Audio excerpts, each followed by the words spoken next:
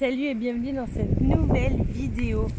Donc, pour ceux qui ne savent pas, en fait, actuellement on est en Iran. Donc j'ai tourné ces vidéos du rendez-vous de Nana en fait en avance, avant notre passage de frontière, parce que j'avais craigné un petit peu qu'on ne puisse pas partager sur les réseaux. Donc je vous ai posé des questions, et en fait là je prends le temps d'y répondre via YouTube. Aujourd'hui, du coup, j'aimerais aborder le sujet de l'instruction en famille, comment ça se passe pour nous et qu'est-ce qu'on met en place exactement pour nos enfants. C'est parti.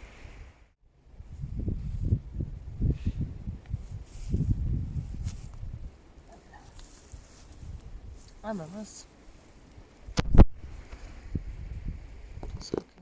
Allez, c'est parti. Du coup, par rapport à l'IEF, donc il faut savoir que nous, en fait, tout simplement déjà, Mani vient de rentrer sur l'équivalent de la moyenne section et Chat n'est pas encore en âge de rentrer à l'école parce que du coup, elle est née en 2021, donc ça sera à partir de l'année prochaine.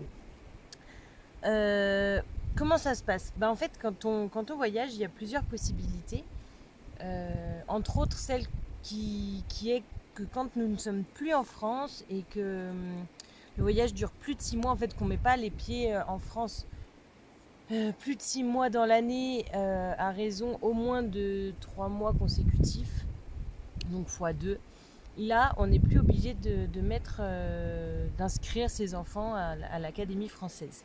Donc, soit par voie scolaire, soit par voie en instruction en famille. En fait, c'est l'instruction qui est obligatoire et pas la scolarisation. Nous, il faut savoir que c'est un choix qu'on a fait et qui nous est propre. C'est que Mani est suivie pour sa cardiopathie. Si vous n'avez pas vu, il y a notre vidéo de présentation où on explique un petit peu le cursus de la vie de Mani. Et donc, du coup, nous sommes obligés de rentrer. On n'est pas obligé, en fait, on ferait ce qu'on veut, mais ça nous permet de faire le contrôle cardio par le biais de son docteur, de sa doctoresse qui l'a toujours suivi depuis la naissance. Et donc du coup pour nous c'est beaucoup mieux de rentrer une fois par an en France. Donc il y en a un de nous deux qui rentre avec soit Mani, soit les deux enfants. Et c'est l'occasion du coup en même temps de faire le contrôle académique. Si on a décidé de faire comme ça, c'est déjà parce que de toute façon on est obligé de rentrer.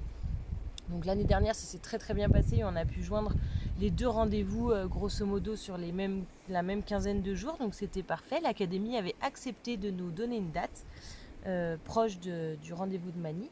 Là il faut que je passe un petit coup de fil à l'académie pour savoir justement si c'est possible encore cette année, parce que j'ai écrit un mail et j'ai pas eu de réponse. Mais voilà, et en fait si on décide de faire ça, c'est tout simplement parce qu'on pense que c'est quand même bien d'être encore attaché à l'Académie française. Sur le fait que, par exemple, l'année dernière, j'avais vraiment dit, on fait le test en fonction, parce que j'avais vraiment entendu de tout et n'importe quoi, enfin tout et n'importe quoi, tout et son contraire, on va dire, sur l'Académie française, sur les inspections et tout. Et du coup, c'est vrai que je redoutais un petit peu, je voulais pas que ce soit trop stressant pour Mani. Et finalement, ça s'est hyper bien passé. Le contrôle a été génial. Les deux personnes qui étaient présentes étaient vraiment adorables. Autant l'inspectrice que la personne en soutien aussi. J'ai trouvé que ce qu'ils évaluaient, c'était très correct. C'était pour veiller à son bon développement. Et donc, je pense que c'est parce qu'on a la chance d'avoir une bonne académie et une bonne... un bon site d'inspection qui est vraiment juste et qui fait bien, entre guillemets, son travail.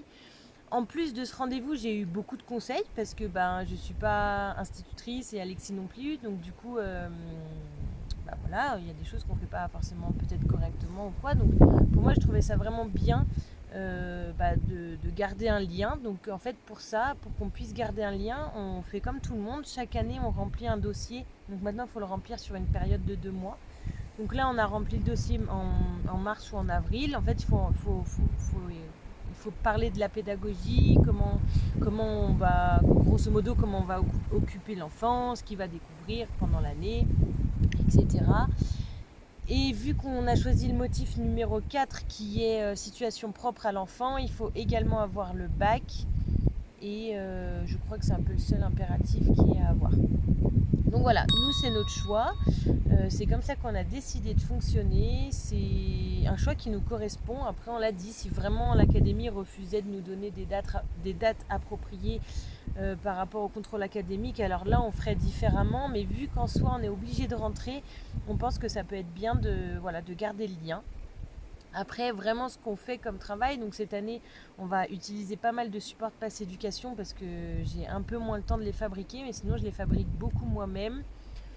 Je suis ouverte à quasi toutes les méthodes d'apprentissage parce que je trouve que c'est comme tout, en fait, il y a du bon et du mauvais dans beaucoup de choses. On aime beaucoup les alphas à enfin, il a fait énormément de progrès en fait. On sent que le but en fait de la PS et de la moyenne section, c'est vraiment de commencer tout ça, de les éveiller à l'apprentissage, de leur faire découvrir ce que c'est en gros l'école, la découverte du monde.